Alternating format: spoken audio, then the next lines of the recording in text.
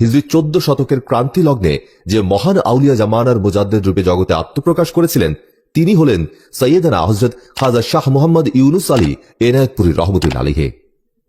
ইসলামের শান্তির বাণী প্রচারে পৃথিবীতে মুজাদ্দেদগণের আগমনের ধারাবাহিকতায় হযরত খাজা বাবা এনায়েতপুরী রহমতুল্লাহ আলাইহি 13তম মুজাদ্দেদ হিসেবে আবির্ভূত হয়েছিলেন। তরিকতের ইমাম হযরত শায়েখ আহমদ শেরহিন্দি মুজাদ্দেদ আল ফিসানি রহমতুল্লাহ আলাইহি এরপর হযরত খাজা শাহ এনায়েতপুরী রহমতুল্লাহ আলাইহি হচ্ছেন মর্যাদা ও উচ্চ মাকামের একজন ওলি, যার নিদর্শন বিগত 400 বছরের ইতিহাসে পৃথিবীতে আর দেখা যায়নি। খাজা ইউনুস আলী এনায়েতপুরী রহমতুল্লাহ আলাইহির বাবা শাহ আব্দুল করিম রহমতুল্লাহ আলাইহি এবং মাতা তাহমিনা বেগম রহমতুল্লাহ আলাইহির 2 ছেলে 1 মেয়ের মধ্যে তিনি ছিলেন সবার বড়। খাজা ইউনুস আলী রহমতুল্লাহ আলাইহি যখন ছোট তখনই তার বাবা মারা যান। তার বাবা মারা গেলে সংসারে শুরু হয় অভাব অনটন। খাজা এনায়েতপুরী রহমতুল্লাহ আলাইহির মা আরবি, ফার্সি ও উর্দুতে পারদর্শী হওয়ায় স্বামীর প্রতিষ্ঠিত মাদ্রাসায় নারীদের পড়াতেন। পাশাপাশি সংসার চালাতে ছেলেকে দিয়ে বাজার থেকে কাপড় কিনে এনে তা দিয়ে টুপি তৈরি করতেন। পরে খাজা এনায়েতপুরী রহমতুল্লাহ আলাইহি হাটে হাটে গিয়ে এসব টুপি বিক্রি করতেন। আর এভাবেই চলত তাদের কষ্টের সংসার ও খাজা এনায়েতপুরী রহমতুল্লাহ আলাইহির লেখাপড়া। একদিন খাজা এনায়েতপুরী রহমতুল্লাহ আলাইহির মাতা তাহমিনা বেগম হঠাৎ এক রাতে স্বপ্ন দেখেন যে দক্ষিণ পশ্চিম আকাশে সূর্য উদিত হচ্ছে, সবাই ওইদিকে সেজদা করছে। পরদিন সকালে তিনি শুনতে পান ভারতের প্রখ্যাত পীর খাজা ওয়াজেদ আলী রহমতুল্লাহ আলাইহি শাহাদতপুর উপজেলার চীনা ধুকুরিয়া ইসলাম প্রচারের জন্য এসেছেন। খাজা এনায়েতপুরী রহমতুল্লাহ আলাইহির মা এলাকার মুরব্বীদের সাথে 17 বছর বয়সী খাজা ইউনুস আলী রহমতুল্লাহ আলাইহিকে খাজা ওয়াজেদ আলী রহমতুল্লাহ আলাইহির কাছে পাঠান। পীর খাজা ওয়াজেদ আলী রহমতুল্লাহ আলাইহি তার অনুসারীদের নিয়ে ইসলামী আলোকপাত করাকালে সন্ধ্যার দিকে মাগরিবের নামাজের সময় অতিবাহিত হচ্ছিল। তখন খাজা ইউনুস আলী এনায়েতপুরী রহমতুল্লাহ আলাইহি সম্মানের সাথে দাঁড়িয়ে নামাজ কা ওয়াক্ত যা রাহা বলে ওঠেন। তখন ওয়াজেদ আলী রহমতুল্লাহ আলাইহি আলোচনা রেখে সবাইকে নিয়ে নামাজ আদায় করেন। এরপর হুজুর তাকে কাছে ডেকে তার সাথে কথা বলে সন্তুষ্ট হন।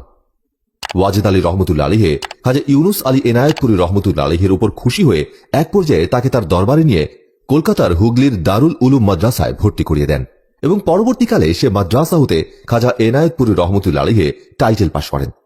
পরবর্তীতে খাজা ওয়াজেদ আলী রহমতুল্লাহ আলাইহির কাছে ভারতের আসামের 24 লাখ মানুষ বায়াত গ্রহণ করেন এবং তার নিকট হতে 56 জন খেলাফত প্রাপ্ত হন এবং খেলাফত প্রাপ্ত 56 জন খলিফাদের মধ্যে শ্রেষ্ঠ হিসেবে খেতাব প্রাপ্ত হন হযরত ইউনুস আলী এনায়েতপুরী রহমতুল্লাহ আলাইহি। এরপর তিনি কলকাতা থেকে নিজ জন্মভূমিতে ফিরে আসেন এবং সিরাজগঞ্জের এনায়েতপুরে খানকা স্থাপন করেন এবং সেখান থেকে তিনি তরিকা এবং সুফিবাদের প্রচার শুরু করেন। এরপর তিনি এনায়েতপুরেই বিবাহ করে তার সংসার জীবন শুরু করেন। খাজা এনায়েতপুরী রহমতুল্লাহ আলাইহির ছিল 8 কন্যা এবং 5 ছেলে। পরবর্তীতে সমগ্র বাংলাদেশের পাশাপাশি ভারতের আসামে সফর করে ইসলাম ও সুফিবাদ প্রচার শুরু করেন। প্রথম অবস্থায় সহযোগীদের নিয়ে ময়মনসিংহ গিয়ে ইসলামের মর্মবাণী প্রচার করলে 17 জন তার বায়াত গ্রহণ করেন। পাশাপাশি সমাজসেবামূলক কাজেও রেখেছিলেন তিনি অনন্য অবদান। শিক্ষা, চিকিৎসা, কর্মসংস্থান সহ যে কোনো প্রয়োজনে অসহায় মানুষের সেবায় নিবেদিত থাকায় খাজা এনায়েতপুরীকে ভক্তবৃন্দ সুলতানুল আউলিয়া এবং চিরস্থায়ী সংস্কারের জন্য আখিরি মুজাদ্দেদ বলে অভিহিত করেন।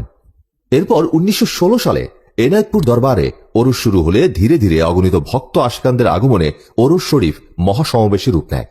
এরই এক পর্যায়ে তার সংস্পর্শে এসে আদর্শিক আলোর পথে দিশারি হিসেবে 1200 পীর আউলিয়া খেলাফত প্রাপ্ত হন। এর মধ্যে ময়মনসিংহের খাজা মোহাম্মদ সাইফুদ্দিন শম্ভুগঞ্জি, ফরিদপুরের সদরপুরের প্রখ্যাত হযরত মাওলানা হাসমত উল্লাহ আটরশির পীর, মাওলানা সুলতান আহমেদ চন্দ্রপুরী, টাঙ্গাইলের মাওলানা মকিমউদ্দিন প্যারাডাইস পাড়া পীর, ঢাকার যাত্রাবাড়ি মাতোয়াইল দরবার শরীফ এর পীর, জামালপুরের সাধুরপাড়া মোসলেম নগর পীর, যশোরের গুণী দরবার শরীফের পীর এবং ভারতের আসামের গনি খলিফা অন্যতম। তারা সবাই একইভাবে খাজা ইউনুস আলী এনায়েতপুরী রহমতুল্লাহ আলাইহির সুফিবাদের আদর্শ ও ইসলাম প্রচার করেছিলেন। এই মহান মুজাদ্দেদ 1952 সালে পৃথিবীর মায়া ত্যাগ করেন। ইন্না লিল্লাহি ওয়া ইন্না ইলাইহি রাজিউন। ইসলামের আলো মানুষের দোরগোড়ায় পৌঁছে দিতে তিনি যে অসামান্য অবদান রেখেছেন তা সত্যি প্রশংসনীয়। আল্লাহ তাআলা এই মহান ওলির ওসিলায় আমাদের রহমত দান করুন।